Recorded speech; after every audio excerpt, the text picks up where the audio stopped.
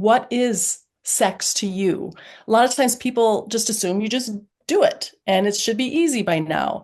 But really looking back at what does sex mean to you? Where do you want to go? How do you want to connect?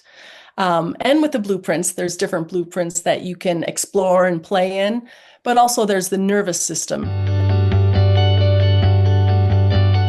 Hello, everyone. I am Michelle Melville Kashan. I'm the Community and Content Director here at Sexual Health Alliance.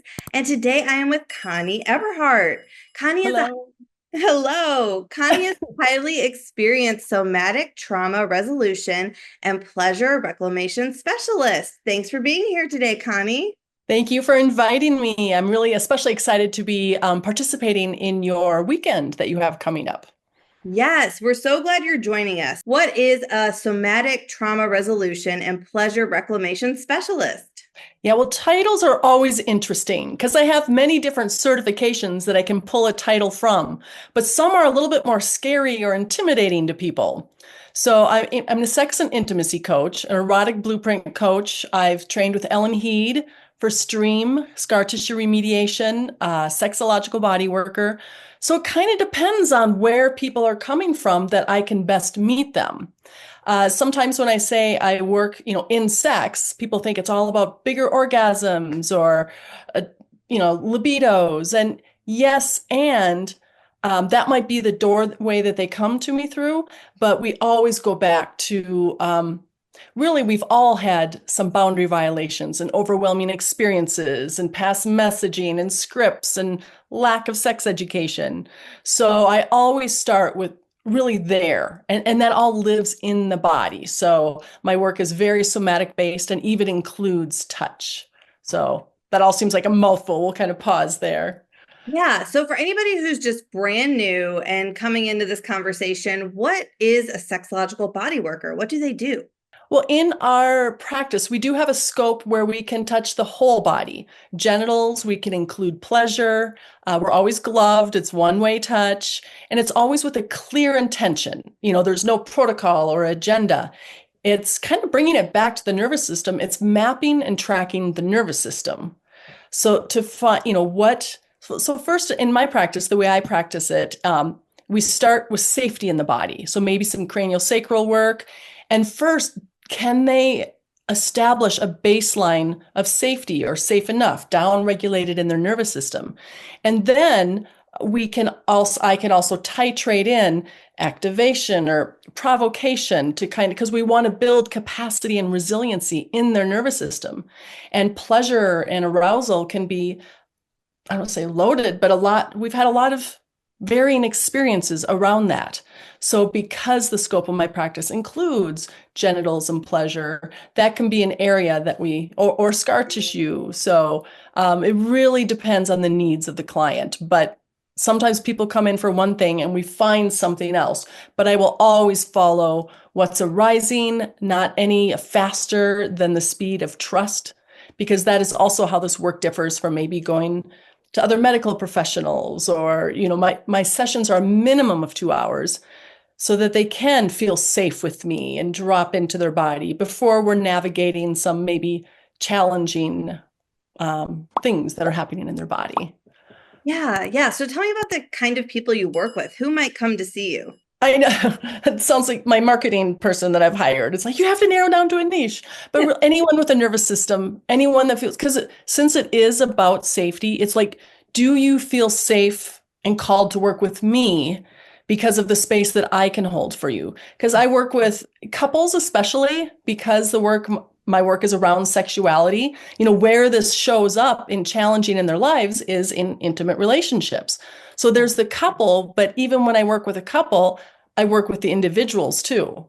So there's really not and I think a kind of an underserved population, I feel, are people with penises, that, men or people socialized as boys and men. Because a lot of practitioners are doing, work around vulvas and birth-related trauma, which I do, but I think the male pelvis is very underserved. So I really enjoy that aspect of my work as well.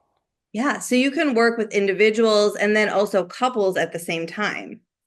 Yes, yes. So Okay. there's kind of the individual practices, and again, mapping what we're seeing and noticing, and that's arising in a body, but also looking at what's arising in the connection. Different somatic practices, and we're really watching where is there flow and softening, and where is there maybe some contraction or closing down. And some people might think it's weird to include a third person in doing somatic practices. But I really help look at where they might be trailing off into a pattern or a script that they keep kind of tripping over. So it could just be somatic practices or also the hands-on work with them, again, both as individuals and helping them navigate touch with one another as well. Sure. So I'm thinking about a couple. So a couple might come to you for maybe they're having like a desire discrepancy or something like that, or trouble orgasming, or what are some things they might bring up to you that they need help with? Yes and yes. A lot of time it's especially long-term relationships where maybe either, kids or the kids are now out of the house. And especially by then, you've kind of gotten in scripts and patterns, and we don't know how to break out of that, or life is challenging, or physical changes in bodies, and so it's helping navigate how do they find one another again in the eroticism and passion and play. Um, and there, when people think I mentioned before, or maybe I didn't, I'm an erotic blueprint coach too. So there are the different erotic blueprints helping kind of parse out what is sex to you. A lot of times people just assume you just do it and it should be easy by now. But really looking back at what does sex mean to you? Where do you want to go? How do you want to connect? And with the blueprints, there's different blueprints that you can explore and play in, but also there's the nervous system as well. So yes, a lot of times mismatched libidos, differing desires, long-term relationships, or there could be painful, or all of a sudden trauma is starting to come in that they realize they haven't addressed before. Yeah. Oh, that's such a great answer. Thank you. And then, so what is the difference between what you do and what a sex therapist does? Um, well, from what I know, I'm not a therapist. I always say that my work is therapeutic, but I'm not a therapist. It's more somatic based. We're not so much, the only time we're really looking at the history is when it appears in the present moment. Mhm. So it's not a top-down approach, it's bottom up, meaning we're always looking at what's arising in the body, being present to the right here and now. I would say that's the main difference, and all the practices that we give, especially when it relates to touch, whether it's self or with a partner. That's when a lot can come up because people have done the work in all other areas of their life. But when you're looking at really questioning my own body and asking for touch and receiving touch and communicating around touch, that's really an opportunity to get to the core of self and safety and my desires in all aspects of my life. Yeah, and I think that's such a special service that you offer because sex therapists, they do the talking part, which is great, but it sounds like what you do is the talking and the touching part combined.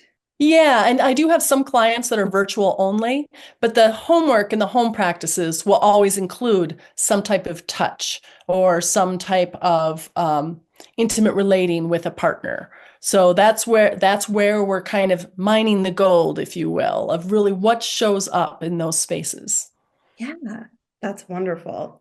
So if you have like a takeaway or a tip for our audience, maybe somebody's wondering, should I work with a sexological body worker or should I see a practitioner like Connie? Like what advice would you give or what takeaway or tip would you give? Mm, just feel into your body. If does there feel like a contraction or holding back or lack of flow and free, playful expression in your own aliveness and sexuality, either within yourself or with a partner, or maybe you're, out dating again, that can impact someone's life in so many ways. So if it feels like a calling that I really want to explore in that area of my life, whether it's myself or another, hands-on practitioner, it really doesn't make a big difference in all aspects of life. Yeah. So if somebody wants to know more about you, where can they find you? My website is embodypleasure.org.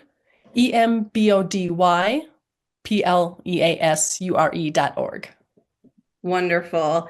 And then Connie will be one of the presenters at our April weekend event titled Sex Education, Coaching, and Program Development. This event is happening Saturday, April 12th and Sunday, April 13th, 2025. And it's an online event, so it's really accessible. We're going to have a wide variety of audience members there, from sex therapists to body workers like Connie, massage therapists, educators, coaches, counselors. We're going to have lots of great professionals in attendance. Also, a great lineup of presenters. So we'd encourage you to check out our website at sexualhealthalliance.com. Thank you, Connie, for joining me today. If you liked this video, please subscribe to our channel if you want to know more about sexual health topics.